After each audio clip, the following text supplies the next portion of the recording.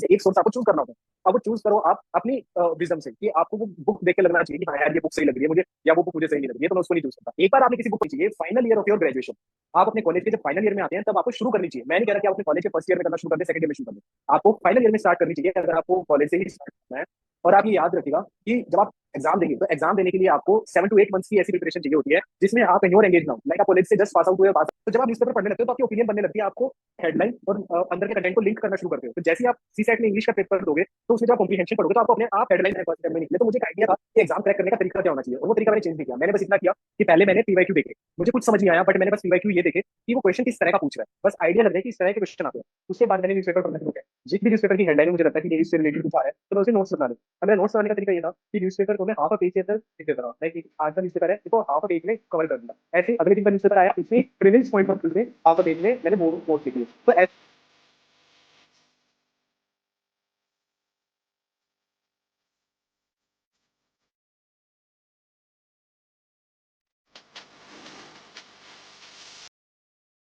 A very good evening to our esteemed guests and all the members. I, Prasad Gupta, the Joint Secretary of Sankalp Civil Services Society of Delhi University, extend a heartfelt welcome to all of you with immense pleasure and gratitude in our status session titled Samad. Today, we are honored to have Mr. Himanshu Singh sir, an accomplished IFS officer of 2020 batch. Mr. Himanshu Singh sir journey is an inspiration for all aspirants of competitive exams. Born and raised in a middle-class family in Hisar, Haryana, Mr. Singh's academic excellence was evident from an early age. His stellar achievements include clearing prestigious exams such as JEE, KVPY, UPSC SCRA, and UPSC CSC, all in his very first attempt. Remarkably, at the very young age of 18, he became a government officer through the Indian Railway SCRA exam, a very high competitive exam where only 40 students across the country are selected. However, his determination didn't stop there. In 2019, after serving in the Indian Railway Service of Mechanical Engineers, Mr. Singh took extraordinary leave to pursue his dream of joining the Indian Foreign Service. With just 8 months of preparation, he cracked the UPSC Civil Services examination, securing an ISS post with a commendable rank of 555, all while overcoming the pressure of balancing career, study, and personal commitments. Today, Himanshu sir will talk about the topic how to prepare for IS exam while studying in college. His insights and experience will certainly provide invaluable guidance to all aspiring civil servants. Before we start the session, let me briefly introduce Sankalp the Civil Services Society. Our society is dedicated to providing resources, support, and opportunities for students of whole Delhi University interested in civil services and public administration. Our mission is to inspire and empower the next generation of civil servants and leaders who are committed to serving the public good. Through our activities and events, we aim to foster a culture of excellence, innovation, and public service among our members. Our society provides a platform to connect with like-minded individuals who share your interests and goals. You will have the opportunity to build a strong network and community that will support and motivate you throughout your recreational journey. I'm also introducing our knowledge partner, UPSC Guide. UPSC Guide is an educational platform towards UPSC courses in offline and online mode for UPSC aspirants. The vision of UPSC Guide is to break the barrier between aspirant and achiever. UPSC Guide brings the officers to help aspirants cracking their dream exam. Once again, I extend a warm welcome to Himanshu sir and all of you who present here today. The success story is a testament to hard work, persistence, and effective time management. And we are fortunate to have him share his insights and experiences. Let's embark on his enlightening journey together. Thank you, and without any further delay, let's start this enlightening session with Himanshu sir.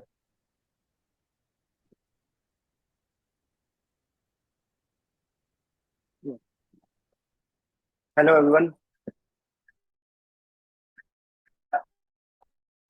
I hope I am audible. Okay, so first of all, since the session is about how to prepare for civil services during your college days,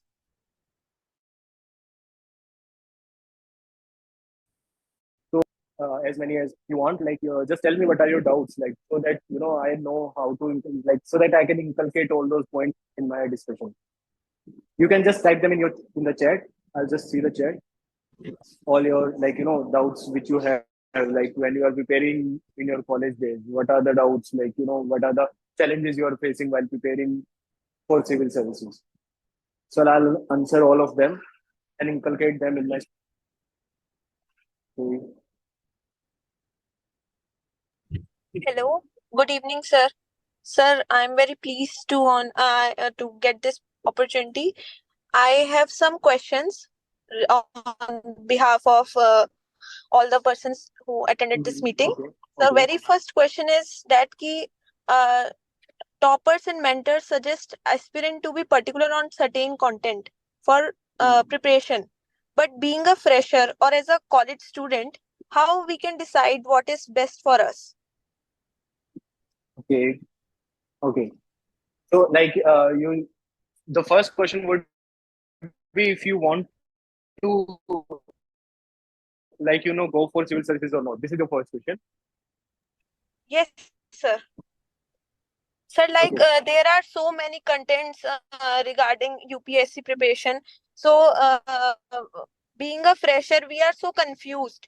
Like which particular content we should opt, or which content is best. Because when we listen to interviews, मतलब toppers and mentors say कि एक ही content पे आप stick रहो.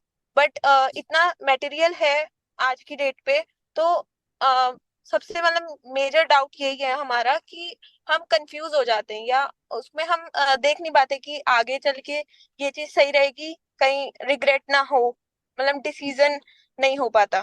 तो sir, इस पे आप एक बार Got बताइए. it. समझ ओके. गया. ठीक है. So what I'll do is, पहले एक बार मैं आपको अपनी जर्नी बता देता हूँ. So you'll get an idea कि how I prepared for the civil services exam. तो उसके बाद it will be easy to relate. ठीक है. तो मैंने, जब मैं क्लास 11 12 में था, तो आई वाज प्रीटी श्योर कि that I wanted to get into IIT, grab a good package और एक डिसेंट लाइफ अब्रॉड जीने के लिए. So once I entered into IIT, I also give exam UPSC SCRA. तो once I went into SCRA ना, I got selected into SCRA, तो वहां जाके मुझे थोड़ा सा रियलाइजेशन हुआ that you know I wanted a career in government service. तो वहां मुझे ये क्लियर क्लैरिटी आई कि I do not want to be in private sector, I want to be in public sector. तो जब मैं वहां से ग्रेजुएट हो रहा था, then I had the option to इधर कंटिन्यू इन एससीआरए और give one attempt in civil services, because SCRA allows only one attempt in civil services. तो एक अटेम्प्ट मेरे पास था, उस एक अटेम्प्ट के अंदर मुझे सिविल सर्विसेज क्रैक करना था. तो अब मेरे पास क्या क्या चैलेंजेस थे. मेरे पास फर्स्ट चैलेंज ये था कि मैंने कोई कोचिंग नहीं ली थी, फर्स्ट ऑफ ऑल, बिकॉज उतने टाइम में कोचिंग पॉसिबल ही नहीं थी. तो I had 8 months, around 8 months की लीव मिली थी. और उसके अंदर दूसरा चैलेंज ये था कि राइट सोर्सेज से प्रिपेयर करना था. मैं ये अफोर्ड नहीं कर सकता था कि मैं बेफिजूल की, या मान लीजिए कुछ ऐसे कुछ बुक्स को रेफर करूं जिन बुक्स का कुछ फायदा ना हो मुझे आगे जाके. फॉर एग्जाम्पल, लाइक, आप पोस्ट इंडिपेंडेंस हिस्ट्री पढ़ते हैं. पोस्ट इंडिपेंडेंस हिस्ट्री के अंदर इंडिया आफ्टर गांधी एक बुक है, इंडिया सिंस इंडिपेंडेंस एक बुक है. तो अब ये दो बुक है. अब अगर मैं ये दो बुक्स के लिए जाता, तो दीज बुक्स आर बल्कि बुक्स, बहुत हैवी बुक्स हैं, बहुत ज्यादा पेजेस की बुक्स हैं. और इनसे जो क्वेश्चन आता है वो कभी कभार एक आधा क्वेश्चन आता है. तो अब आई न्यू कि यार, कॉस्ट बेनिफिट एनालिसिस अगर आप करें, if you see the cost benefit analysis, आपको लगेगा यार इतना पढ़ के सिर्फ एक क्वेश्चन का ही आंसर कर पा रहे हैं, तो कोई मतलब नहीं है उस चीज को पढ़ने का. तो इसीलिए मैंने पोस्ट इंडिपेंडेंस हिस्ट्री को इंटरनेट से कुछ नोट्स हो जाते हैं, कुछ 10 15 पेज की मैगजीन आ जाती है, उनसे पढ़ा. तो अब जब इसके सोर्सेज की हम बात करते हैं, तो मेरा तरीका कोई भी एग्जाम क्रैक करने का, भले ही मैंने आईआईटी किया, केवीपीआई किया, एससीआरए किया, सिविल सर्विसेज किया, सबका एक ही तरीका था. सबसे पहला जो पॉइंट है वो है सिलेबस रीड करना, कि आपको पहले सिलेबस पता होना चाहिए. तो पहला आप सिलेबस रीड करो. दूसरा जो पॉइंट है, दूसरा पॉइंट होता है कि आप प्रीवियस ईयर क्वेश्चन पेपर को देखो. देखो, जब आप स्टार्ट करोगे तैयारी, तो आप प्रीलिम्स का पेपर उठाओगे ना, आपको कुछ समझ नहीं आएगा. आप मेंस का पेपर उठाओगे, आपको उसमें भी कुछ समझ नहीं आएगा कि किसका आंसर कैसे देना. लेकिन जो पहली बार पीवाई क्यू देख के, जो मैं बता रहा हूँ कि पीवाई क्यू देखने के बाद तैयारी स्टार्ट करनी है, वो इस इंटेंशन से नहीं बता रहा हूँ कि आपको उसके आंसर आने चाहिए. वो इस इंटेंशन से है कि आपको पता होना चाहिए कि किस तरह के क्वेश्चन आते हैं. बिकॉज अगर आपको यही नहीं पता कि किस टाइप के क्वेश्चन आ रहे हैं, तो आप प्रिपेयर कैसे करोगे. फॉर एग्जाम्पल, मान लीजिए कि जब आप प्रिपेयर कर रहे हो, आपको पता है कि एग्रीकल्चर से इस तरह के क्वेश्चन बार बार पूछे जा रहे हैं, या आपको पता है कि बुद्धिज्म एंड जैनिज्म से क्वेश्चन हर साल पूछे जाते हैं, प्रीलिम्स में हर साल बुद्धिज्म जैनिज्म से क्वेश्चन आते हैं. तो जब आपको ये पता चल गया कि बुद्धिज्म एंड जैनिज्म से क्वेश्चन आ रहे हैं, तो जब आप बुद्धिज्म या जैनिज्म की कोई न्यूज़पेपर में न्यूज देखोगे या कहीं पे आपको बुद्धिज्म जैनिज्म के बारे में इंफॉर्मेशन दिखेगी, तो आप थोड़ा ध्यान से पढ़ोगे, बिकॉज आपको पता है कि बुद्धिज्म जैनिज्म से क्वेश्चन आता है। सेम ऐसा ही है कि एनवायरनमेंट के अंदर एक क्वेश्चन हमेशा ऐसा आता है जिसके अंदर साइंटिफिक नेम पूछा जाता है। कोई भी स्पीसीज कहेंगे कि कोई स्पीसीज डिस्कवर हुई है, उस स्पीसीज का साइंटिफिक नेम दे देंगे और पूछेंगे कि ये क्या इन्वेजिव एलियन स्पीसीज है, ये न्यूज में क्यों थी, इस तरह का क्वेश्चन आ जाएगा। अब आपको पता है कि जब हर साल एक ऐसा क्वेश्चन पूछा जा रहा है, तो जब न्यूज़पेपर में वो न्यूज आएगी तो आप उस पर ज्यादा फोकस करेंगे, क्योंकि आपको पता है। तो आपको ये पता कैसे चलेगा, जैसे बहुत लोग मुझसे पूछते हैं कि न्यूज़पेपर रीडिंग कैसे करनी है, तो उसका आंसर यही है कि आपको सिलेबस आपने देखा हुआ है, आपने पीवाईक्यू एनालिसिस किया हुआ है। तो जब पीवाईक्यू एनालिसिस और सिलेबस देखा हुआ है, तो आपको पता रहेगा कि किस तरह के क्वेश्चन पूछ रहे हैं। तो जिस तरह के क्वेश्चन पूछ रहे हैं आप उसी के आंसर दोगे, उसी तरह से प्रिपेयर करोगे, न्यूज़पेपर में उसी चीज के नोट्स बनाओगे, तो अपने आप आपका मतलब एक वे बनता चला जाएगा। जैसे कि आपने बोला बहुत सारे लोग होते हैं, बहुत सारी बुक सजेस्ट करते हैं। लाइक मान लीजिए कोई होगा, कोई आपको आके बुक सजेस्ट कर देगा कि ठीक है यार, आप ना एक काम करो, मॉडर्न हिस्ट्री के अंदर आप स्पेक्ट्रम पढ़ लो। फिर कोई और इंसान आके आपको कहेगा कि प्लेसेटो पार्टीशन पढ़ लो, कोई कहेगा बिपिन चंद्रा की बुक पढ़ लो। ऐसे तीन चार बुक आ जाएंगी आपके पास। अब ऐसा नहीं है कि आपको तीन चार बुक्स पढ़नी है, आपको कोई भी एक बुक पढ़नी है। अब वो एक बुक का आप सिलेक्शन कैसे करोगे? तो what you have to do is कि आपको एक बार चार जो बुक्स हैं उनके बारे में एक ओवरव्यू ले लीजिए। मतलब आपको बुक स्टोर पे हर जगह मिल जाएंगी, आप बुक स्टोर पे जाओ, उस बुक को निकाल के उसमें बस देखो, आपको देखने से पता चल जाएगा कि कौन सी बुक का कंटेंट ज्यादा रिच है। लाइक मेरे को पर्सनली फील होता है कि स्पेक्ट्रम का कंटेंट सबसे रिच है, तो मैंने स्पेक्ट्रम से किया। तो ऐसे जब आपके पास बहुत सारे सोर्सेज होते हैं, तो बहुत सारे सोर्सेज से प्रिपेयर नहीं करना होता, उसमें से एक सोर्स आपको चूज करना होता है। अब वो चूज करो आप अपनी विजडम से, कि आपको वो बुक देख के लगना चाहिए कि हाँ यार ये बुक सही लग रही है मुझे, या वो बुक मुझे सही नहीं लग रही है, तो मैं उसको नहीं चूज करता। एक बार आपने किसी बुक को चूज कर लिया, फिर उसी से स्टिक करना है। लाइक फॉर एग्जाम्पल, अगर आपने एक बार कोई ऑप्शनल चूज किया तो उसी से स्टिक करना है। आपको यूं नहीं करना कि मेरे को इस बुक से मैंने ये प्रिपेयर कर लिया लेकिन अब मेरे को इसमें डाउट आ रहा है, या इस ऑप्शनल को मैंने प्रिपेयर कर लिया, इस ऑप्शनल से मुझे डाउट आ रहा है, तो क्या मैं ऑप्शनल चेंज कर लूं? ऐसे नहीं होता।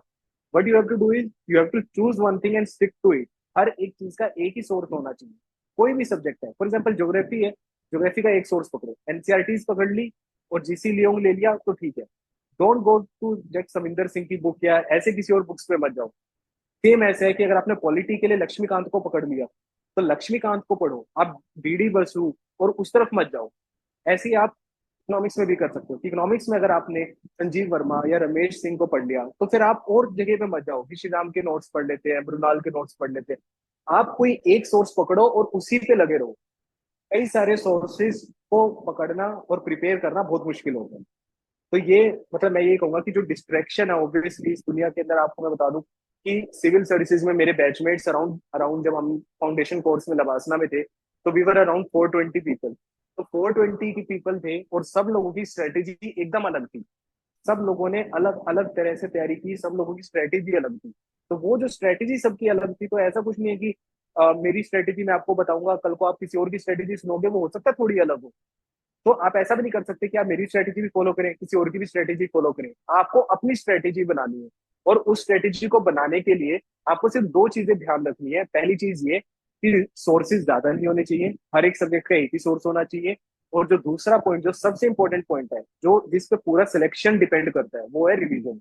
कि आपको मल्टीपल रिवीजन करना है, आपको इतना रिवीजन करना है कि आपको याद हो जाए सब चीज। तो रिवीजन इज द की। मतलब अगर कोई कहता है कि मैंने बहुत ज्यादा सोर्सेज पढ़े हैं लेकिन रिवाइज नहीं किया, और एक बंदा कहता है कि मैंने सोर्स एक ही पढ़ा है बट मैंने उसको रिवाइज बहुत बार किया, तो जो रिवीजन वाला बंदा है उसके चांसेस सिलेक्शन के ज्यादा है as compare to the person who has referred to multiple resources. तो ये मतलब मैं आपके फर्स्ट क्वेश्चन का इस तरह से बताना चाहूंगा कि इसका मतलब आप डिस्ट्रैक्शन होगा, बहुत सारे लोग एडवाइस देंगे, आपको चूज करना है कोई एक ऐसा इंसान जिस इंसान की आपको चीज समझ आती है। और जो भी कोई आपको लगता है कि हाँ यार इस बंदे की बात मुझे समझ आ रही है, मैं इसी के कहने से चलूंगा, तो डोंट डाउट दैट पर्सन। फिर उसके बाद उसी के कहने से चलो, या खुद के ऑब्जर्व करो, मतलब खुद को ऑब्जर्व करो कि मुझे लगता है कि यार हाँ मुझे ये ऐसे करना है, तो फिर आप उस पर फोकस करो। और जैसे बहुत सारे क्वेश्चन आ रहे हैं कि कोचिंग इज अ मस्ट और not. Like for example I didn't take any coaching, मतलब ऐसा नहीं है कि मैंने कोचिंग ली, बट कोचिंग कहाँ हेल्प करती है? कोचिंग हेल्प करती है जब आपको डायरेक्शन नहीं है। फॉर एग्जाम्पल जब आप तैयारी करना स्टार्ट करते हो, आपको पता ही नहीं होता क्या पढ़ना है, कहाँ से पढ़ना है, उसके अंदर कोचिंग बहुत जरूरी हो जाती है।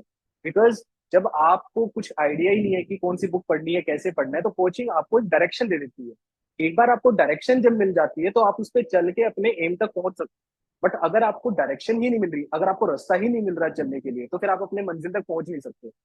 तो वही एक काम है कि वो डायरेक्शन देने का काम कोचिंग इंस्टीट्यूट्स करते हैं। तो कोचिंग, अगर आपको बिल्कुल डायरेक्शनलेस है, आपको लगता है कि मैं मतलब सिंगल हैंडेडली या खुद से नहीं कर पाऊंगा, तो कोचिंग बहुत जरूरी है। और अगर आपको ये लगता है कि यार मुझे डायरेक्शन पता है, मुझे सब पता है कैसे करना है, तो फिर आप कोचिंग के बिना भी क्रैक क्रैक कर सकते हैं। मतलब इसका कोई एक सिंपल रूल नहीं है। Like for example, when I had 8 months, तो मुझे बहुत लोगों ने बोला कि यार 8 लोग 5-5 साल लगाते हैं, 4-4 साल लगाते हैं, तेरे पास तो सिर्फ 8 ही महीना है, तू कैसे करेगा?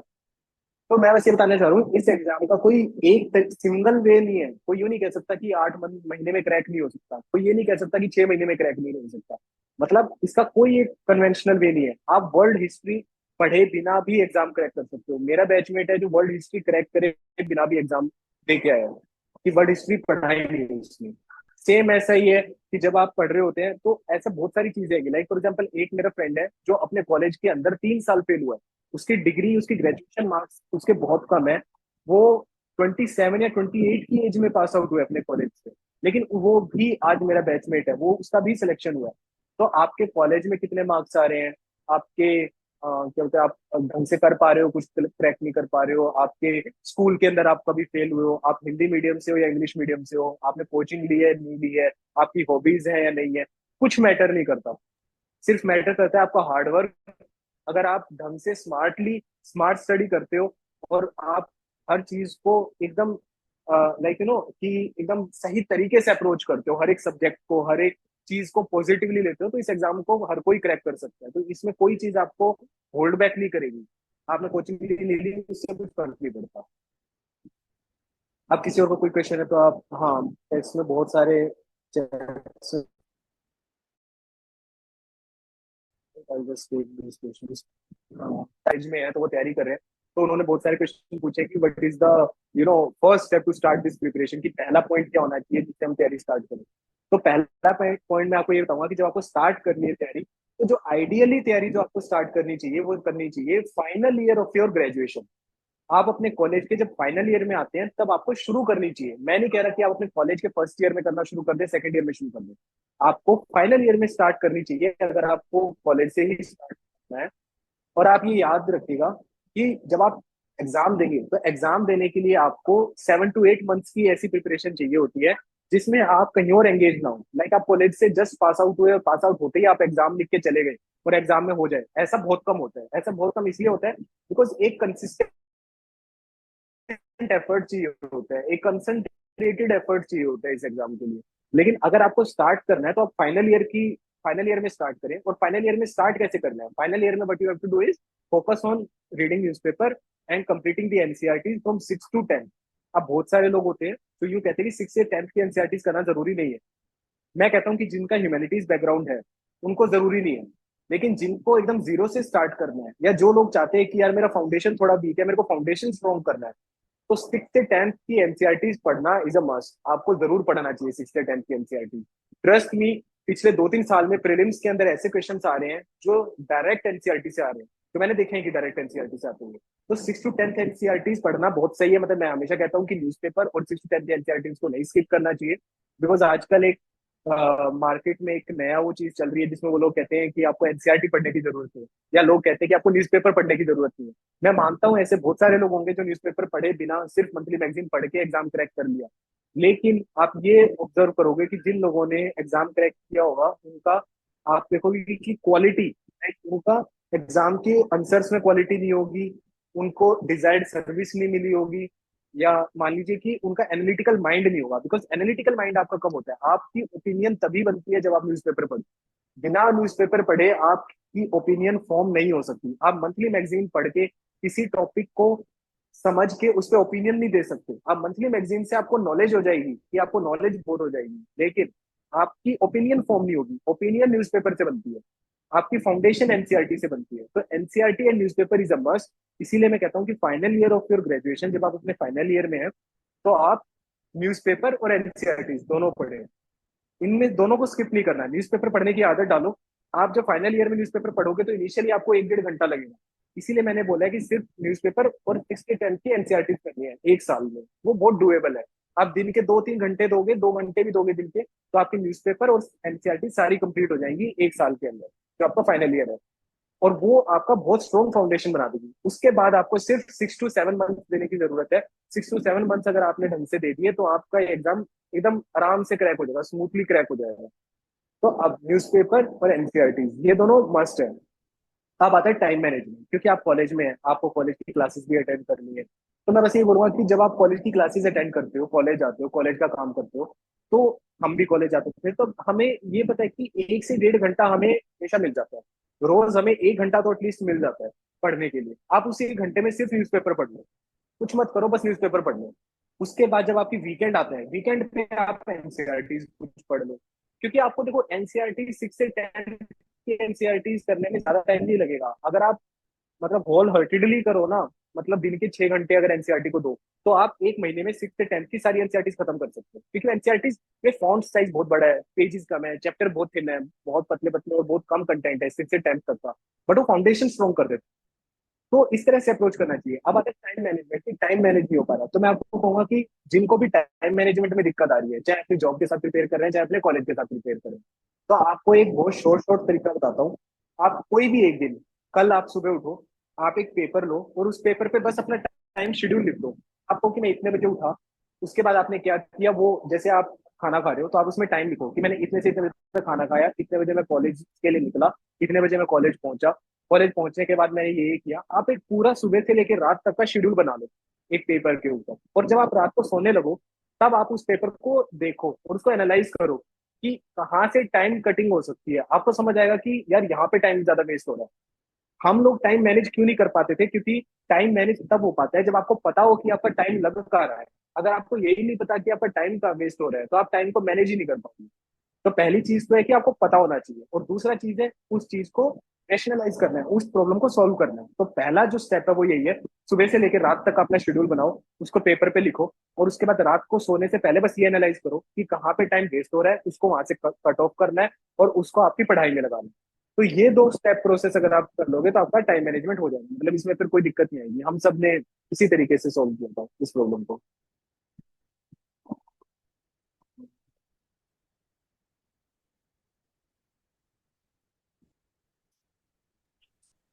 सर एक क्वेश्चन है। हाँ। सर जो कोचिंग मटेरियल होता है और जो स्टैंडर्ड बुक्स हैं, इसमें डिफरेंस है या फिर, क्योंकि स्टैंडर्ड बुक्स बहुत सारी हैं, कोचिंग मटेरियल्स में ये होता है कि हमने हमारा ये बेस्ट मटेरियल है, ये वाली कोचिंग कहती है कि ये हमारा बेस्ट मटेरियल है।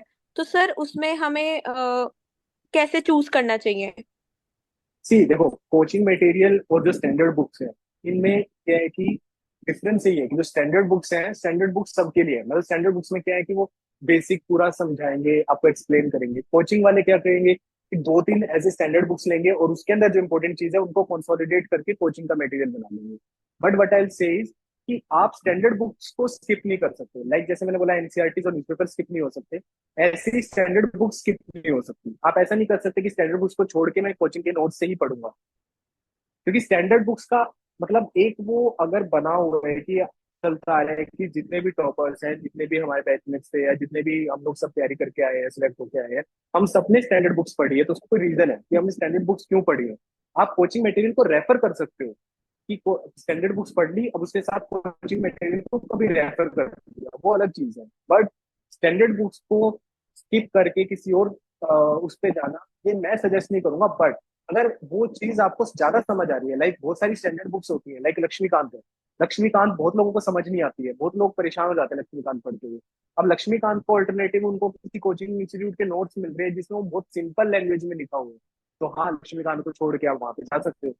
पॉइंट बस ये कि आपको समझ आना चाहिए। अगर आपको कहीं से भी समझ आ रहा है, लाइक फॉर एग्जाम्पल इकोनॉमिक्स की बुक होती है रमेश सिंह करके, एक श्री राम आईएएस के भी नोट्स आते हैं, मृणाल के भी नोट्स आते हैं, और एक संजीव वर्मा बुक भी है। तो जब पर्सनली मैंने पढ़ा, तो मैंने रमेश सिंह को पढ़ा तो मुझे लगा कि यार उसने बहुत ज्यादा बोरिंग कर दिया, बहुत ज्यादा कंटेंट डाल दिया जितने की जरूरत नहीं है, और जो जिस चीज की जरूरत है, जो कंसेप्ट क्लियर होने चाहिए, उससे क्लियर नहीं हो पाए। तो मैंने संजीव वर्मा को पढ़ा।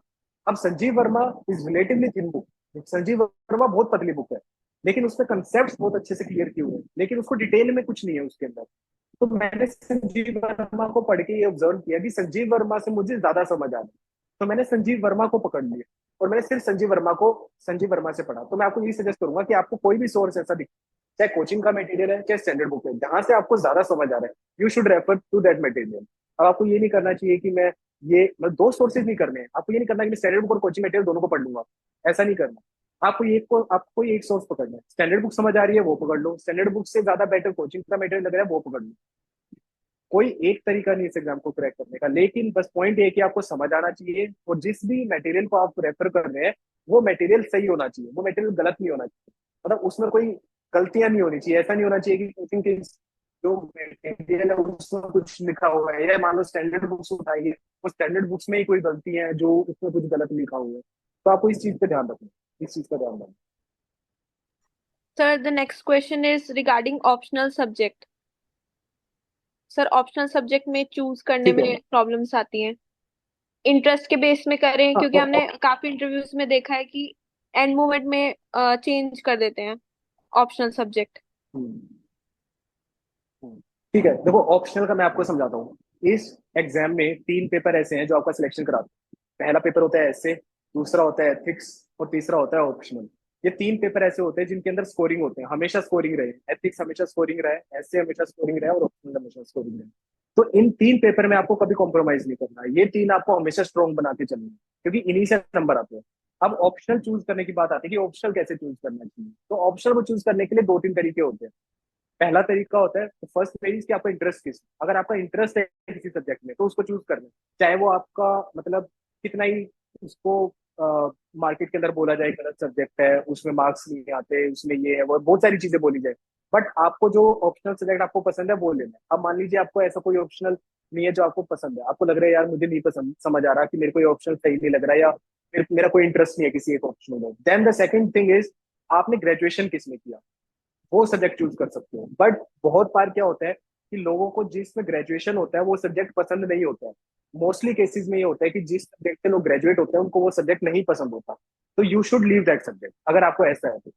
फिर ग्रेजुएशन के बाद आपको कोई इंटरेस्ट नहीं है, आपको ग्रेजुएशन वाला सब्जेक्ट नहीं लेना, तो third and the last way वो ये है कि आप ये देखो कि आज के टाइम पे सबसे ज्यादा स्कोरिंग ऑप्शन कौन सा चल रहा है। लाइक आज के टाइम पे सबसे ज्यादा स्कोरिंग ऑप्शन चल रहा है सोशियोलॉजी, एंथ्रोपोलॉजी। तो आप सोशियोलॉजी ले लो, कि आपको लग रहा है कि मेरा इंटरेस्ट भी कहीं नहीं है, मेरे को ग्रेजुएशन सब्जेक्ट नहीं लेना, तो अब एक गैम्बल है कि आपको गैम्बल खेलना है, तो यू विल से कि चल ठीक है सोशियोलॉजी ले ले। लाइक पर्सनली फॉर माय, मैं अगर अपना एग्जांपल दूं, my option was public administration. तो जब मेरा पब्लिक एडमिनिस्ट्रेशन ऑप्शनल था, तो उस ऑप्शनल को मेरे को बहुत लोगों ने बोला गया, बिकॉज बीच में कुछ 3-4 साल के लिए पब्लिक एडमिनिस्ट्रेशन का रिजल्ट खराब हुआ था, 2010 से 2015 के बीच। तो लोगों ने कहा कि पबैड से में नंबर नहीं आते, पबैड का ऑप्शन बहुत बेकार ऑप्शनल है, लोग लेते नहीं है जनरली, पहले बहुत लोग लेते थे, बट आज भी पबैड बहुत लोग ले रहे हैं। तो पर मैंने पबैड इसलिए लिया बिकॉज मेरे को इंटरेस्ट था पब्लिक एडमिनिस्ट्रेशन में, मैंने पब्लिक एडमिनिस्ट्रेशन लिया, मैंने उसको बहुत अच्छे से पढ़ा, और one of the highest marks भी आए मेरे पबैड के अंदर। और पबैड मेरे को अच्छा क्यों लगा, क्योंकि पबैड एक ऐसा सब्जेक्ट है जो आपको हर एक जीएस में हेल्प करता है। अगर मेरे को पब्लिक एडमिनिस्ट्रेशन ने ऐसे GS1, GS2, GS3, GS4 हर एक ऑप्शनल, मेरे ऑप्शनल सब्जेक्ट ने मेरे को हर एक एग्जाम के अंदर मिनिमम 7 to 10 मार्क्स एक्स्ट्रा दिलाए हैं, मुझे पता है। एसए के अंदर 10 मार्क्स मेरे एक्स्ट्रा आए पबेड की वजह से, GS1 में, GS2 में, GS3 में और GS4 में भी। एथिक्स में तो बहुत ज्यादा हेल्प की है मेरे को पबेड में। तो ये इतना जब पबेड आपको हेल्प कर देता है तो आपको समझ आ जाता है कि हाँ ठीक है। पबेड इसलिए मैंने लिया क्योंकि पबेड को पढ़ने से मेरे जीएस स्ट्रॉन्ग हो रहे थे, और जीएस स्ट्रॉन्ग होने जब मैं जीएस पढ़ रहा था तो कहीं ना कहीं मेरी पबेड की भी तैयारी हो रही थी, क्योंकि पबेड सारे जीएस पेपर्स को अगर आप मिला दोगे तो पबेड का ऑप्शनल बन जाएगा, इस तरह का पबेड ऑप्शनल है। तो मुझे इसलिए पब्लिक एडमिनिस्ट्रेशन बेटर लगा। अब उस वक्त मार्क्स नहीं आ रहे थे, लोग मना भी कर रहे थे, कह रहे थे मत लो, बट मैंने अपन ये देखा कि मेरा इंटरेस्ट उसमें है तो मैंने लिया, मेरा उससे सिलेक्शन भी हुआ। तो ऑप्शनल अगर आपका इंटरेस्ट है तो चाहे आप सबसे बड़ा ऑप्शनल ले लो, चाहे आप हिस्ट्री ले लो, आप मैथ्स ले लो, आप फिजिक्स ले लो, आप केमिस्ट्री ले लो, अगर आपका इंटरेस्ट है तो आप उसके अंदर बहुत अच्छा स्कोर कर जाओगे और बहुत अच्छे मार्क्स आएंगे। लाइक फॉर एग्जाम्पल 2016 के अंदर जो AR1 थे उनका कन्नड़ था, नंदिनी के, यार आप सबने सुना होगा, तो उनका कन्नड़ लिटरेचर जो था वो ऑप्शनल था। तो अब आप कभी सोच सकते हैं कि आप कन्नड़ लिटरेचर लेके टॉप कर जाएंगे, बट उनका इंटरेस्ट था, उन्होंने कन्नड़ लिटरेचर ली और उनकी AR बनाई। तो यही मैं कह रहा हूँ कि जब आप ऑप्शनल लेते हो, अगर आपका इंटरेस्ट है तो आप आंख बंद करके ले, आप उस पर डाउट मत करो, उसी को पढ़ते रहो। ऑप्शनल चेंज कब करना होता है? ऑप्शनल चेंज तब करना होता है जब आपने एक बार मेंस दे दिया, मेंस में आपने उस ऑप्शनल में पूरा एफर्ट किया, पूरा एफर्ट करने के बावजूद नंबर नहीं है, फिर आप चेंज करो कि आपको लग रहा है यार मैंने इसमें जितना एफर्ट करना था उतना कर चुका, लेकिन मेरे नहीं आ रहे इसमें मार्क्स, तो आपने चेंज कर लिया। लेकिन बिना मेंस लिखे ऑप्शनल कभी चेंज नहीं करना, ऑप्शनल पे कभी डाउट नहीं करना। चूज करते हुए आप थोड़ा सा ध्यान से चूज करो, बट एक बार चूज कर लिया तो उसी पे स्टिक करो। तो ये ऑप्शनल का मैं बोलूंगा कि ऑप्शनल का बेस्ट वे यही है, यही 3 स्टेप प्रोसेस है जो मैंने अपनाया था। तो मेरा फर्स्ट स्टेप में ही पूरा हो गया था बिकॉज मेरा इंटरेस्ट था पपेड में, तो मैंने वो नहीं लिया। सेकंड ऑप्शन अगर मेरा आता तो मैं मैकेनिकल इंजीनियर हूँ, तो मैं मैकेनिकल कभी नहीं लेता बिकॉज मैं ग्रेजुएशन सब्जेक्ट मेरे को अच्छा नहीं लगा। तीसरी चीज ये है कि अगर मान लीजिए मेरे को यूं लगता कि अब स्कोरिंग कौन सा चल रहा है, तो स्कोरिंग मेरे को यही लगता कि एंथ्रो लग रहा था, सोशो लग रहा था, बट मैंने पबैड लिया क्योंकि वो मेरा इंटरेस्ट था उसमें। Sir, next question is about PYQ and sir about prelims PYQ, क्योंकि हर साल हम देखते हैं every year pattern changes. So how to know the hidden secret of UPSC? ठीक है, सी द प्रीलिम्स एक ऐसा गेम है कि prelims basically, prelims is the toughest part in UPSC. मैं कहूंगा, मैं मेंस आपका निकालना आसान है, इंटरव्यू निकालना आसान है, प्रीलिम्स थोड़ा मुश्किल है। अब प्रीलिम्स का पैटर्न क्या है? बेसिकली आप पुराने पेपर भी देखो तो क्वेश्चन की टाइप चेंज हो रही है, लेकिन जो जिन जगह से क्वेश्चन आ रहे हैं वो चेंज नहीं हो रहे। लाइक बुद्धिज्म जैनिज्म से क्वेश्चन हर साल आएगा, कभी ऐसा नहीं होगा कि बुद्धिज्म जैनिज्म से क्वेश्चन नहीं आएगा, और बहुत टाइम से चल रहे हैं। तो अब इसको एनालाइज कैसे करना है? आपको पिछले 10 साल के पेपर एनालाइज करने होते हैं। जब आप पिछले 10 साल के पेपर को सॉल्व करते हो या उनको पढ़ते हो ना, तो आपको कुछ समझ आता है कि ये टॉपिक जो है ना, वो टॉपिक यूपीएससी का फेवरेट टॉपिक है प्रीलिम्स में। तो जब आपको टॉपिक्स पता चल जाते हैं, फिर आप उनको अच्छे से प्रिपेयर करते हो। पीवाईक्यू का एनालिसिस कैसे करना होता है? लाइक बहुत सारे लोग बोल देते हैं कि पीवाईक्यू को एनालाइज करना है, लेकिन भाई एनालिसिस पता तो चले कैसे करना है। तो एनालिसिस करने का तरीका क्या है, ये मैं आपको बताता हूँ। कि जब आप क्वेश्चन देख रहे हो तो आप क्वेश्चन को पढ़ो, ऑप्शंस पढ़ो। अब क्वेश्चन का भी एक रीजन है कि क्वेश्चन क्यों पूछा गया है, और वो ऑप्शन के भी रीजंस होते हैं। तो जो ऑप्शंस है ना, आपको अगर उसमें कोई भी ऐसा ऑप्शन है जिसके बारे में नॉलेज नहीं है, तो आप उसको गूगल पे सर्च करो, उसको पढ़ो उस ऑप्शन के बारे में। बिकॉज यूपीएससी क्या करता है कि एक क्वेश्चन देता है, उसके 4 ऑप्शन देता है, अगले साल उन 4 ऑप्शन में से ही किसी एक ऑप्शन के बारे में जो आप पढ़ोगे उसी से रिगार्डिंग एक क्वेश्चन दे देगा निकाल के। तो यूपीएससी क्या करता है कि ऑप्शंस और क्वेश्चंस उन्हीं में से खेलते रहते हैं। तो आप देखते हैं बुद्धिज्म जैनिज्म है, जैनिज्म के सेक्ट से रिलेटेड हमेशा पूछा जाता है कि बुद्धिज्म है, बुद्धिज्म के कई सारे बाइफर्केशन हुए, बुद्धिज्म के कई टाइप्स ऑफ बुद्धिज्म है। तो अब वो पूछेंगे कि ठीक है, थेरावाड़ा है, हिनायान है, महायान है। अब वो क्या कहेंगे, इन्हीं बुद्धिज्म के पार्ट में से ना कुछ क्वेश्चन पूछेंगे। जब आपको पता है कि बुद्धिज्म के सेक्ट से रिलेटेड क्वेश्चन हर साल आता है, तो what you have to do is कि बुद्धिज्म का विकीपीडिया पे आप पेज खोल लो, और उसके अंदर ना एक चार्ट बना हुआ है, जैसे मैंने प्रिपेयर किया था। एक चार्ट बना हुआ है जिसमें बुद्धिज्म पूरा का पूरा लिखा हुआ है कि बुद्धिज्म के कितने सेक्ट्स थे, कब कब बाइफर्केशन हुआ, वो पूरा का पूरा दिया हुआ है। आपको कुछ नहीं करना, बस उस चार्ट को एक बार देखना है, पढ़ना है। अगर आप वो चार्ट एक बार पढ़ लोगे ना, तो उसके बाद बुद्धिज्म जैनिज्म से आगे कितने भी क्वेश्चन आए आप आराम से क्रैक कर जाओगे, क्योंकि मैक्सिमम क्वेश्चन आप देखोगे उसी में से पूछे जा रहे हैं। तो ये एक तरीका होता है कि किस तरह से एनालाइज करना है। तो एनालिसिस ऐसे करना होता है कि ऑप्शन को भी एनालाइज करना है, ऑप्शन के बारे में भी पता होना चाहिए, क्वेश्चन के बारे में भी पता होना चाहिए, और उस क्वेश्चन या उस ऑप्शन को तैयार कैसे करना हुआ है इसका भी तरीका पता होना चाहिए। लाइक मैंने बोला, मैंने विकीपीडिया का वो पढ़ा। लाइक जीआई टैग पे क्वेश्चन आता है, तो जीआई टैग आपको ये पता होना चाहिए कि जीआई टैग पढ़ना कैसे है। तो जीआई टैग का स्टेट वाइज आप सॉर्ट कर लो कि तमिलनाडु के जितने जीआई टैग है उनको लिख लो, आंध्र प्रदेश के जितने जीआई टैग है उनको लिख लो, विकीपीडिया पे आपको पूरी लिस्ट मिल जाएगी।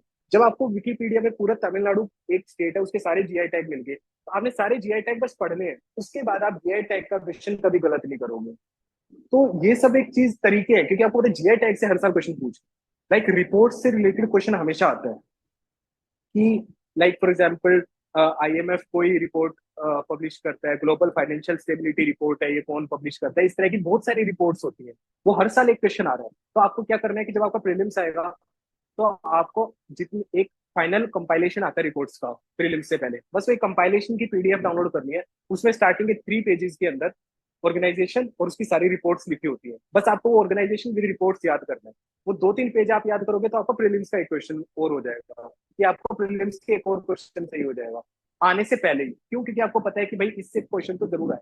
तो जब आपको ये पता चल जाता है कि इस चीज से क्वेश्चन जरूर आ रहा है, तो फिर आपको दिक्कत आएगी नहीं कभी कि हाँ यार मुझे समझ नहीं आ रहा है, कैसे करें। तो मतलब यही एक तरीके है जिनसे प्रीलिम्स को टैकल किया जा सकता है। तो पीवाईक्यू एनालिसिस इसलिए जरूरी है क्योंकि जब तक आपको पुराने पेपर का पैटर्न नहीं पता, ये नहीं पता कि पूरा वो क्वेश्चन किस जगह से आ रहे हैं, तो आप प्रिपेयर कैसे करोगे। तो ये है, और मॉक्स लगाना तो बहुत जरूरी है। पीवाईक्यू एंड मॉक्स प्रीलिम्स से पहले तो बहुत जरूरी है। मतलब दिस इज व्हाट आई मतलब like advice you about prelims. Sir, and what about CSET preparation and how to tackle different types of questions? So C set का क्या है, सी सेट का इशू ये है कि जो सी सेट एग्जाम है वो एक टाइम पे आसान आता था। तो क्या है कि सी सेट थोड़ा सा टफ कर दिया, बट ऐसा नहीं है कि बहुत टफ हो गया। मतलब इस साल जो जैसे सी सेट आया वो इतना मुश्किल नहीं आया, आप आराम से कर सकते हो। अब सी सेट को करने का तरीका क्या है, तो सी सेट को करने का तरीका ये है कि पहले आपको क्वांटिटेटिव एप्टीट्यूड की बुक आती है, आर एस अग्रवाल की बुक आएगी क्वांटिटेटिव एप्टीट्यूड, या आपको किसी और की भी जो कैट की तैयारी करते हैं आपको क्वांट की बुक मिल जाएगी। कोई भी एक बुक लेनी है, पतली सी बुक आती है, कोई भी बुक पतली सी ले लो क्वांटिटेटिव एप्टीट्यूड। उसमें ना बेसिक समझ लो कि डिस्टेंस स्पीड टाइम का क्या रिलेशन है, या मान लीजिए कि छोटा छोटा मतलब थोड़ा थोड़ा थोड़ा आपको ना मैथ्स का आइडिया हो जाएगा कि इंटरेस्ट वगैरह क्या होता है, प्रोबेबिलिटी क्या होती है, परमुटेशन कॉम्बिनेशन क्या होते हैं। मतलब बहुत स्मॉल आइडिया चाहिए, आपको डिटेल में नहीं पढ़ना, बट स्मॉल सा आइडिया चाहिए। उसके बाद जब आपको बेसिक थ्योरी वाला पार्ट क्लियर हो जाएगा, फिर अब आपको क्या करना है, जो एक ब्रह्मास्त्र है सी सेट को क्लियर करने का, वो ये है कि आपको जितना हो सके उतने सी सेट के पेपर देने। आप पिछले 10 साल के पेपर उठाओ सी सेट के और सारे अटेम्प्ट कर दो। अब सी सेट में दो पार्ट है, एक मैथ्स है एक इंग्लिश है। मैथ्स और मेंटल एबिलिटी आप जितना प्रैक्टिस करोगे उतना होगा। अब आते हैं इंग्लिश वाले पार्ट की कॉम्प्रीहेंशन है। अब ये इंग्लिश का पार्ट कहाँ से सोल्व होता है, इसका मैं आपको एक ट्रिक बताऊंगा जो बहुत सिंपल ट्रिक है। वो ट्रिक ये है कि जब आप न्यूज़पेपर पढ़ते हो तो न्यूज़पेपर पढ़ने के बाद एक हेडलाइन होती है और हेडलाइन के नीचे कंटेंट लिखा होता है। अगर आप न्यूज़पेपर को फॉलो कर रहे हो तो आपको ये ऑब्जर्व करोगे कि बहुत सारे पैराग्राफ ऐसे होंगे जो डायरेक्ट न्यूज़पेपर से उठाए होते हैं और उनके अंदर उसी हेडलाइन को मेंशन किया होता है नीचे। बहुत सारे क्वेश्चन दिख जाएंगे अगर आप ढंग से न्यूज़पेपर को रेफर करोगे। तो इसीलिए मैं बोलता हूँ कि न्यूज़पेपर पढ़ना इसलिए जरूरी है बिकॉज जब आप न्यूज़पेपर पढ़ते हो तो आपको ये समझ आता है कि इस हेडलाइन में ये क्या बोलते हैं, ये पैराग्राफ आए हुए हैं। तो जब आप न्यूज़पेपर पढ़ने लगते हो तो आपकी ओपिनियन बनने लगती है, आपको हेडलाइन और अंदर के कंटेंट को लिंक करना शुरू करते हो। तो जैसे ही आप सी सेट में इंग्लिश का पेपर दोगे तो उसमें जब आप कॉम्प्रीहेंशन पढ़ोगे तो आपको अपने आप हेडलाइन दिमाग में आएगी कि अच्छा इसकी ये हेडलाइन हो सकती है, इससे ये चीज समझ आ रही है मुझे, इसमें ये कंटेंट लिखा हुआ है। तो वो आपको कहीं ना आपका एनालिटिकल माइंड इतना स्ट्रांग हो जाता है कि वो क्रैक करना बहुत आसान हो जाता है इंग्लिश को भी सी सेट के अंदर। तो सी सेट में मैथ्स को टैकल करना है तो क्वांट की कोई भी बुक लेनी है, उस थ्योरी को पढ़ना है। सी सेट के पिछले 10 साल के पेपर सोल्व करने हैं मैथ्स के लिए। इंग्लिश के लिए भी सेम वही है कि आपको पुराने पेपर सोल्व करने हैं और न्यूज पेपर को ढंग से पढ़ना है। तो जब आप ये सब चीजें करोगे तो अपने आप सी सेट विल बी लाइक बहुत ईजी हो जाएगा। सी सेट इतना प्रॉब्लम आएगी नहीं सी सेट में। बट ये आपको करना पड़ेगा, मतलब क्वांट आपको पढ़नी पड़ेगी। पहले मैं कहता कि नहीं पढ़ने की जरूरत, लेकिन अब आपको क्वांटिटेटिव एप्टीट्यूड की बुक पढ़नी पड़ेगी क्योंकि अब वो आता है उस तरह का सी सेट। Sir,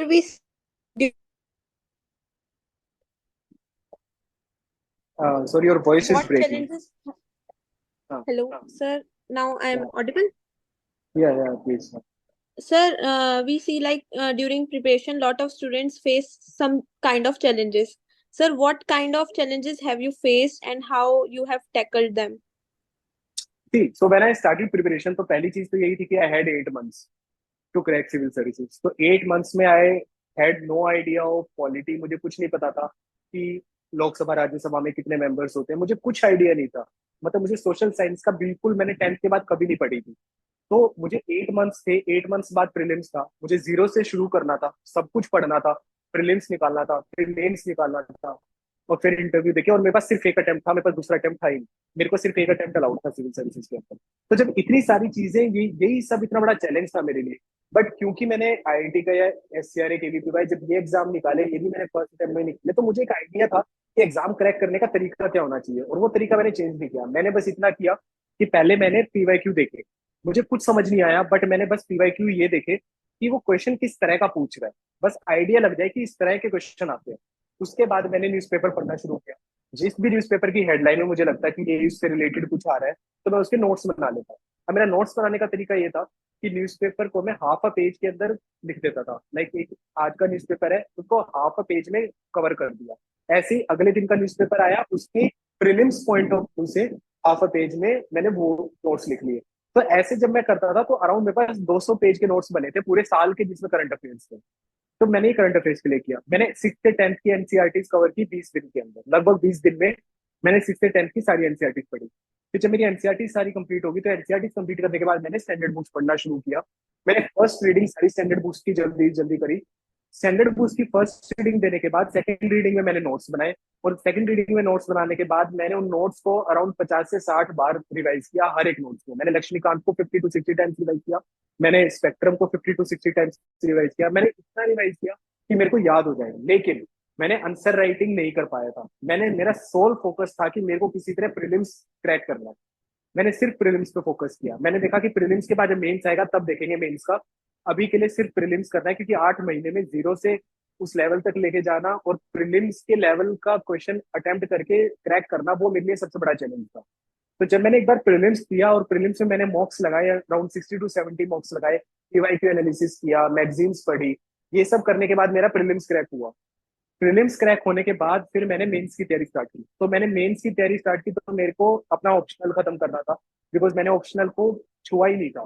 तो मैंने पबैड को स्टार्ट किया।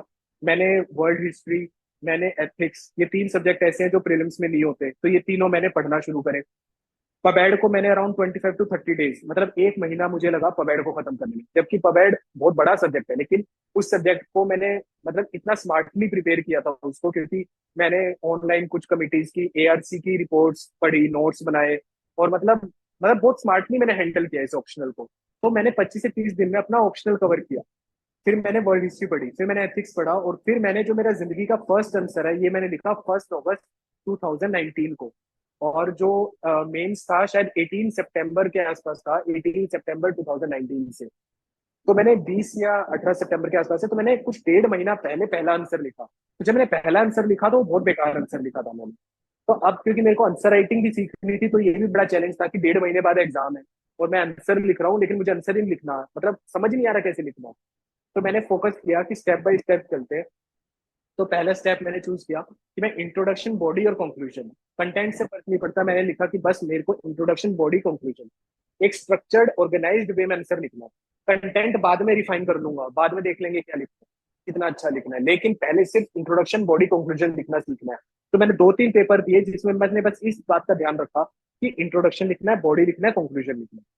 फिर जब मेरा ये 3-4 पेपर मैंने ऐसे लिखे, 3-4 टेस्ट ये देने के बाद मेरे को समझ आया कि ठीक है, अब मेरा स्ट्रक्चर बनना लग गया। अब स्ट्रक्चर बनने के बाद मैंने फोकस किया कि मल्टी डायमेंशनल आंसर लिखना।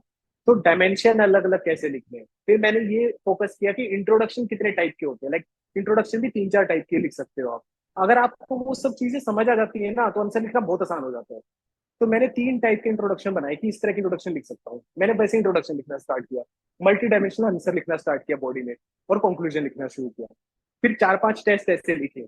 अब 4-5 टेस्ट ऐसे लिखने के बाद फिर मैंने किस चीज पर फोकस किया कि मैंने इकोनॉमिक सर्वे उठाया। इकोनॉमिक सर्वे से उठा के मैंने कई सारे उसके अंदर फोकस रखे, जिसके अंदर मैंने लाइक एजुकेशन है, वुमेन एम्पावरमेंट है, जुडिशरी है, उनके बारे में मैंने क्या किया, हेल्थ है, उन सब के बारे में मैंने क्या किया, या मैटरनिटी हेल्थ है, या जो भी जितने भी टॉपिक्स होते थे वुमेन एम्पावरमेंट, तो मैंने सबके ऊपर डेटा निकाला इकोनॉमिक सर्वे से, और हर एक पेज पे डेटा लिख लिए। तो मेरे पास कुछ 4-5 पेज के डेटा कलेक्ट हो गए। तो जब मेरे पास वो 4-5 पेज के,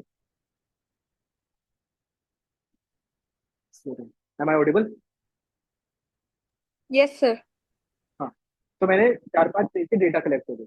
तो जब 4-5 पेज के डेटा कलेक्ट हो गए तो मैंने क्या किया, उन डेटा को पढ़ना शुरू किया, उन डेटा को समझना शुरू किया, और उन डेटा को रिवाइज कर लिया। फिर मैंने ये देखा कि जहां भी मेरे को लगेगा जरूरी है वहां मैं डेटा डालूंगा।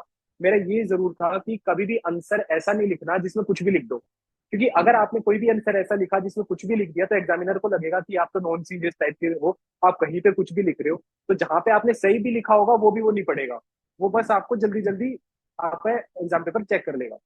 तो मैंने इसलिए डेटा का यही कहा कि जहां डेटा जरूरी है वहीं लिखूंगा। डायग्राम मैंने 3-4 टाइप के डायग्राम सीखे। मैंने वर्ल्ड हिस्ट्री और इंडिया का मैप बनाना सीखा। वो सब मैंने देखा कि जहां जरूरी होगा वहीं डालूंगा। तो पहले मैंने स्ट्रक्चर बनाया, फिर मल्टी डायमेंशनल आंसर लिखना शुरू किया, फिर प्रोज एंड कॉन्स वगैरह लिखना शुरू किया। फिर उसके बाद मैंने उसके अंदर शुरू किया कि डेटा डालना है। जब एक बार डेटा डालना आ गया तो डेटा डालने के बाद फिर मैंने डायग्राम बनाना शुरू किया। उसके बाद मेरे को इतना समझ आ गया था, लगभग 30-40 टेस्ट हो गए थे मेरे कंप्लीट। और 30-40 टेस्ट कंप्लीट होने के बाद मुझे इतना समझ आ गया था कि मुझे अब कुछ करने की जरूरत नहीं है। अब बस what I have to do is like बस अब मेरे को इन सब को इंकलकेट करना है अपने आंसर में। तो आंसर की रिफाइनिंग तो विद टाइम होती रहती है।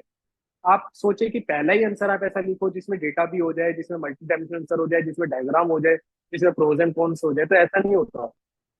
आपको स्ट्रक्चर्ड वे में चलो। आप पहले सिर्फ सिंपल आंसर लिखना शुरू करो, फिर उसमें एक चीज इंकलकेट करो, फिर एक चीज इंकलकेट करो। ऐसे करते करते ना आपका आंसर अपने आप रिफाइन होने लग जाता है, अच्छा आंसर लिखने लग जाते हो।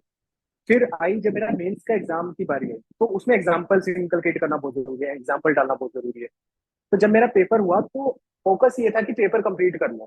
बिकॉज पेपर कंप्लीट करना चैलेंज है सबसे बड़ा। मेंस के अंदर जो ट्रिक है वो है पेपर कंप्लीट करो। कोई भी आंसर को बहुत अच्छा नहीं बनाना। आप एवरेज आंसर लिखो, मतलब गंदा आंसर ना लगे, एवरेज आंसर लगे बस। तो यूं ना पढ़ के कहे कि यार ये क्या लिख दिया, लेकिन वो पढ़ के यूं कहे कि हाँ ठीक है, मतलब ज्यादा अच्छा नहीं है बट ठीक है। अगर आप ठीक वाले आंसर भी लिखते हो तो अराउंड 20 में से 10 क्वेश्चन ऐसे होते हैं जिनके आंसर ठीक ही होते हैं। 5 क्वेश्चन ऐसे होते हैं जिनका आंसर आप बहुत अच्छा लिख के आते हो। और 5 क्वेश्चन ऐसे होते हैं जिसके बारे में आपको बिल्कुल हवा नहीं होती और आप उसके अंदर बिलो एवरेज लिख के आते हो। अगर आप इस तरह का पेपर भी पूरा करके आ रहे हो, पूरा 20 क्वेश्चन अटेम्प्ट करके आ रहे हो, तो आप मान के चलो कि आपकी मतलब मार्क्स आ जाएंगे आपको। आपको दिक्कत नहीं होगी। फिर आपका सिलेक्शन इंटरव्यू पे डिपेंड करेगा आपको। तो इस तरह से मैंने मतलब उस आंसर राइटिंग को अप्रोच किया। तो ये मेरे चैलेंजेस थे जो मैंने आपको बताया। Okay sir. सर इंटरव्यू के लिए कुछ आप टिप्स या कुछ क्वालिटीज, या फिर हम कह सकते हैं जैसे आईएएस प्रिपरेशन के लिए करते हैं, आपने जैसे आईएफएस क्लियर करा, कुछ लोग आईआरएस करते हैं, तो सर इसमें जो तीनों होते हैं या सर और भी सर्विसेज हैं, तो उसमें क्या डिफरेंस रहता है? मतलब जो पैनल बैठता है वो हमारे अंदर जो एस्पिरेंट है वो हाँ, क्या चीज देखता है? नहीं एक्चुअली देखो, पैनल जो बैठता है, बिकॉज पैनल को भी नहीं पता होता कि आप कौन सी सर्विस में जाओगे। फॉर एग्जांपल मेरा जो सर्विस प्रेफरेंस था वो था कि मैंने आईएफएस ऊपर भरा था, फिर आईएएस भरा था, फिर आईपीएस भरा था, ऐसे भरा। तो कई बार क्या होता है कि मतलब कुछ साल में, कई साल अब पिछले 2-3 साल में भी ऐसा हुआ है कि फॉरेन सर्विस की कट ऑफ आईएएस से ऊपर कंप्लीट होगी। तो आपको ऐसा हो सकता है कि आपको फॉरेन सर्विस ना मिले, आपको आईएएस मिल जाए। तो जो पैनल बैठा होता है उनको ये नहीं पता होता कि आप किस सर्विस में लैंड करोगे। तो वो आपको हर एक सर्विस के क्वेश्चन पूछेंगे, लेकिन हाँ, जो आपकी फर्स्ट प्रेफरेंस है उससे ज्यादा क्वेश्चन पूछे जाते हैं। लाइक मेरी फॉरेन सर्विस थी तो मुझे फॉरेन फॉरेन पॉलिसी से ज्यादा क्वेश्चन पूछे गए थे। ऐसे ही अगर आपकी पुलिस फर्स्ट प्रेफरेंस है तो आपको पुलिस रिफॉर्म्स हो गए, पुलिस से ज्यादा क्वेश्चन पूछे जाएंगे। रेवेन्यू है तो आपको टैक्स से, इंडियन टैक्सेशन के ऊपर क्वेश्चन पूछे जाएंगे। अगर आपकी आईएएस है तो आपको एडमिनिस्ट्रेशन से रिलेटेड आपको पूछे जाएंगे। तो आप फर्स्ट प्रेफरेंस जो लिखते हो उससे ज्यादा क्वेश्चन पूछे जाते हैं।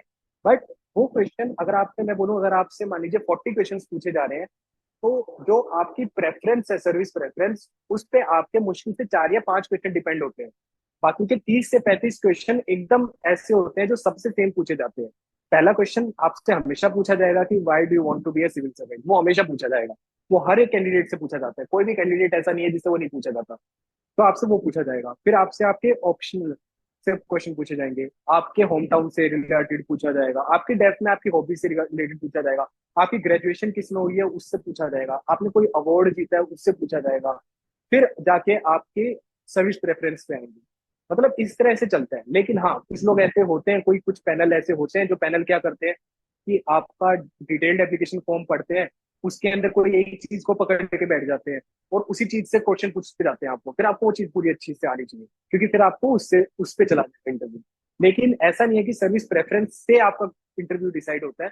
आपका 80% इंटरव्यू सेम रहेगा, irrespective of whatever service you are like preferring. कि अगर आप पहली प्रेफरेंस किसी को भी डालोगे उस पर फर्क नहीं पड़ता।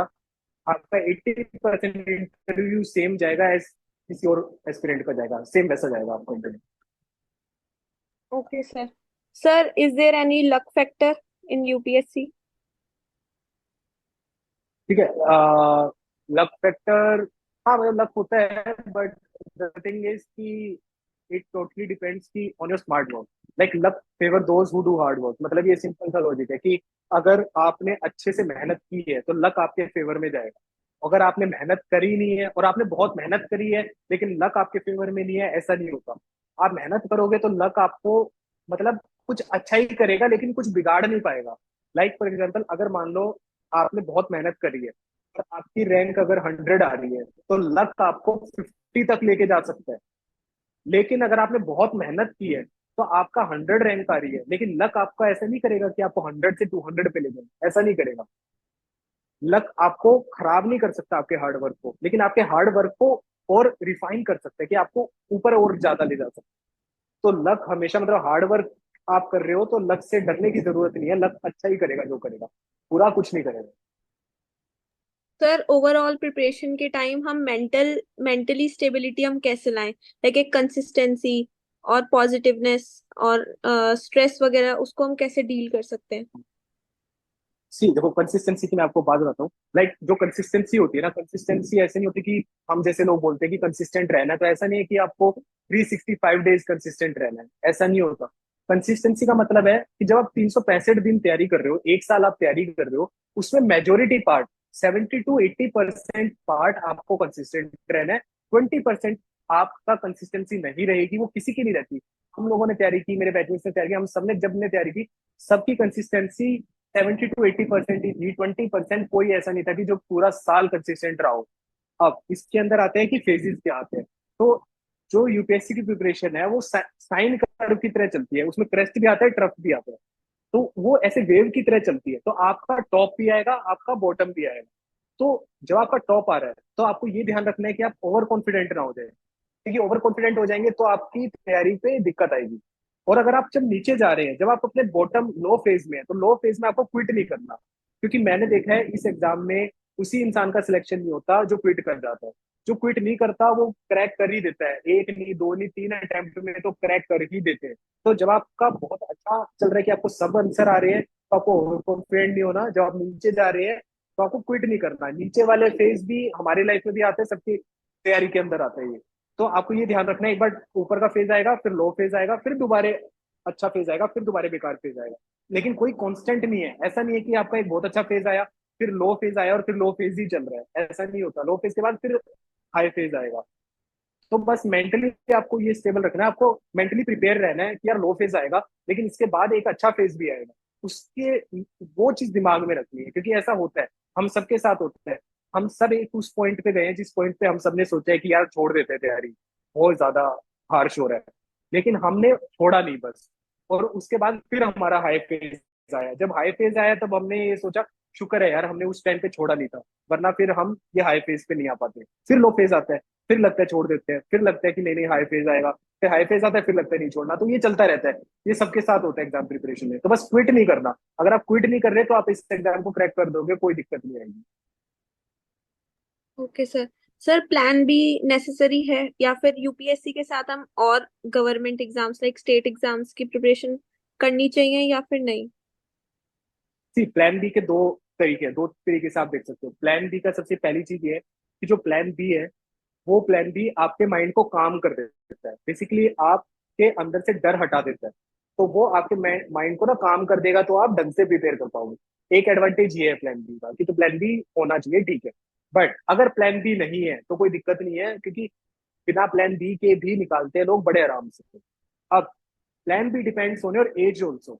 अगर आप 21 से 25 के बीच में है और आपके पास प्लान बी नहीं है तो कोई दिक्कत नहीं है। बट अगर आप 25 क्रॉस कर जाते हो, 26, 27, 28 के हो जाते हो, तब आपको प्लान बी करना चाहिए। बिकॉज 30 ईयर्स, 28 to 30 ईयर्स वो एज होती है जिसके अंदर बहुत सारे गवर्नमेंट एग्जाम्स की एलिजिबिलिटी खत्म हो जाती है, आप एलिजिबल नहीं रहते एग्जाम देने के लिए। तो आप उस पॉइंट पे आ जाते हो जिसमें आपको प्लान बी होना बहुत जरूरी है। तो 26 के बाद तो प्लान बी होना बहुत जरूरी है। बट अगर आप 21 से 25 ईयर्स के हो, तो अगर प्लान बी नहीं है तो कोई दिक्कत नहीं है, कोई इशू नहीं है। बस प्लान बी आपको काम कर देगा। बट 26 के बाद प्लान बी होना चाहिए। Sir all questions have been covered. Thank you so much sir. Okay, ये चैट के अंदर हो गया क्वेश्चन सारे cover, I sir hope mostly yes sir. Mostly हो गया। ओके, ठीक है। तो thank you so much, thank you everyone for the nice session.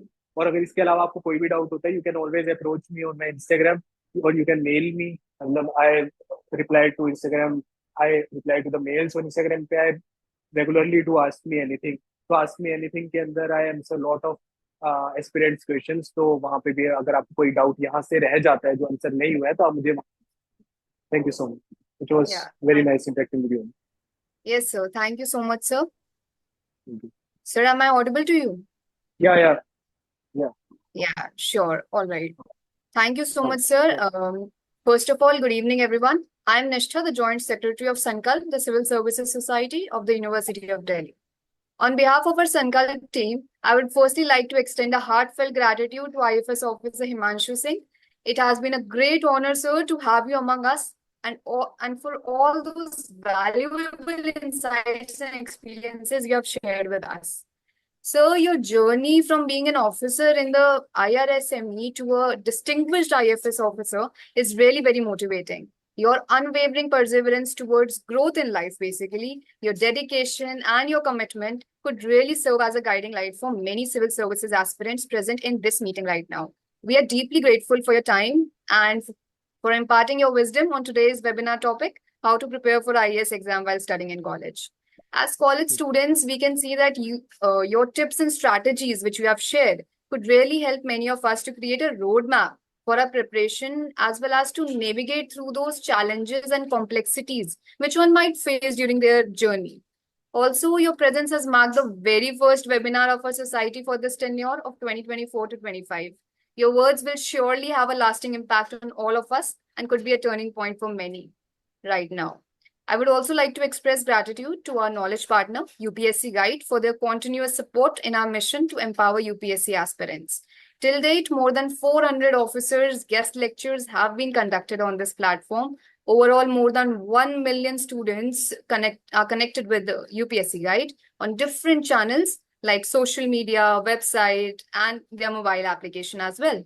I would also like to highlight here that UPSC Guide has its own publication house to share the amazing study material as well as books which are written by some officers. At last, I would like to thank to all the members for actively participating and engaging in this enriching webinar. I hope many of the questions and your doubts have been cleared by sir.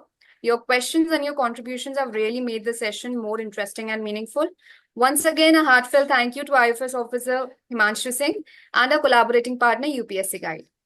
We really look forward to your continuous support and participation in our future endeavors, sir. Thank you so much, sir. As we conclude this session, let us carry forward the knowledge and inspiration we have gained today. Let us we all continue to strive for excellence and uphold the values of integrity, dedication, and service to our nation. Thank you everyone for joining with us in this webinar session today. For more updates, kindly stay tuned to WhatsApp group and Sankalp social media handles. Jai Hind.